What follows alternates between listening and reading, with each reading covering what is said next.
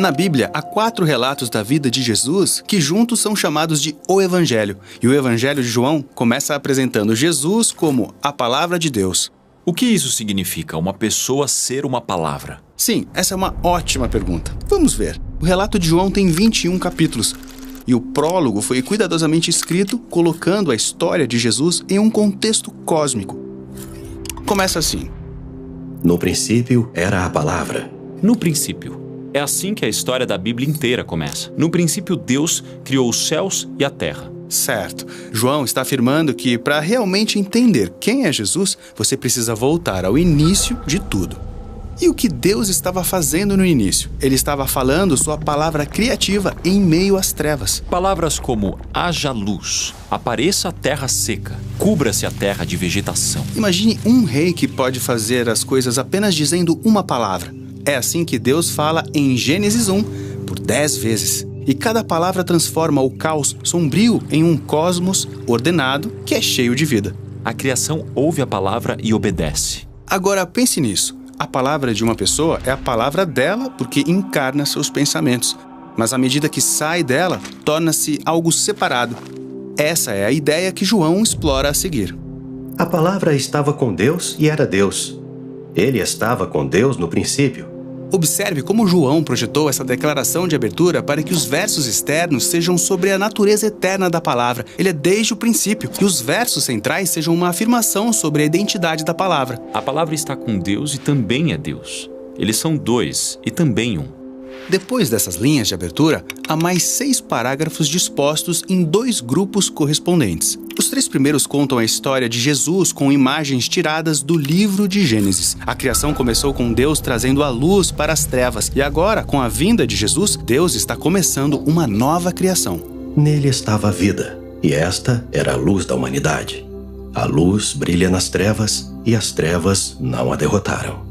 No parágrafo seguinte, encontramos um novo personagem, João Batista. Sim, ele estava preparando Israel para algo novo que Deus iria fazer, dando testemunho da chegada de Jesus. Ele veio como testemunha para testificar acerca da luz, a fim de que, por meio dele, todas as pessoas crescem. Depois disso, o 3º parágrafo explora a escolha que as pessoas encaram quando a luz de Deus entra no mundo por meio de Jesus. Alguns escolhem ficar nas trevas, mas outros entram na luz e são recriados, e renascem como novos tipos de seres humanos.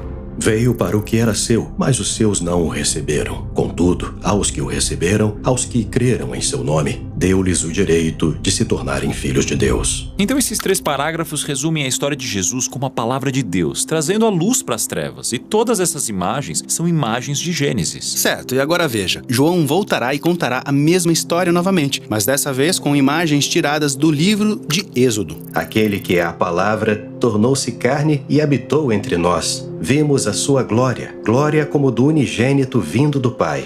Então a palavra eterna de Deus entrou na criação, tornando-se um humano mortal chamado Jesus. E ele habitou entre nós? Sim, a palavra grega para habitar é skeinen. Significa literalmente viver em uma tenda. João está comparando Jesus ao tabernáculo que Moisés construiu no Monte Sinai, o lugar onde a presença gloriosa de Deus veio para viver e se unir com seu povo. Então Jesus é um tabernáculo humano? Sim, ele é a realidade para a qual o tabernáculo apontava, o lugar onde Deus e a humanidade estão unidos como um. Em seguida temos outra menção de João Batista, que está dando testemunho de Jesus, dizendo: Este é aquele de quem eu falei. Aquele que vem depois de mim é superior a mim, porque já existia antes de mim. Depois disso, João conta sobre como ele e seus amigos realmente encontraram Jesus e como eles fizeram a escolha de o seguir e confiar nele, sendo transformados por sua luz. Todos recebemos da sua plenitude graça sobre graça, pois a Torá foi dada por intermédio de Moisés. A graça e a verdade vieram por intermédio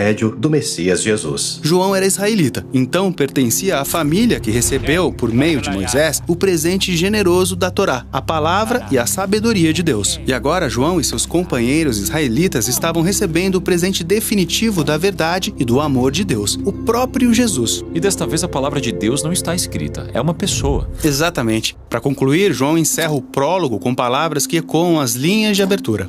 Ninguém jamais viu a Deus, mas o Deus unigênito, que está junto do Pai, tornou conhecido.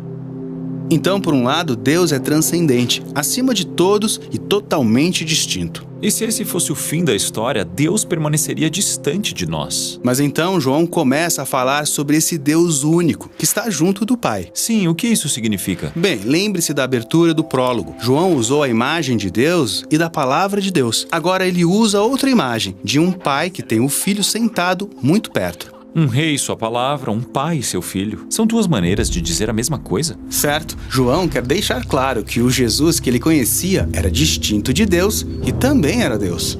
E como palavra, filho, luz e glória de Deus, Jesus veio para tornar conhecido... Tornar conhecido o quê? Exatamente. Em grego, João não diz. Na verdade, ele deixa a frase em aberto. Ele se esqueceu de terminar a última frase?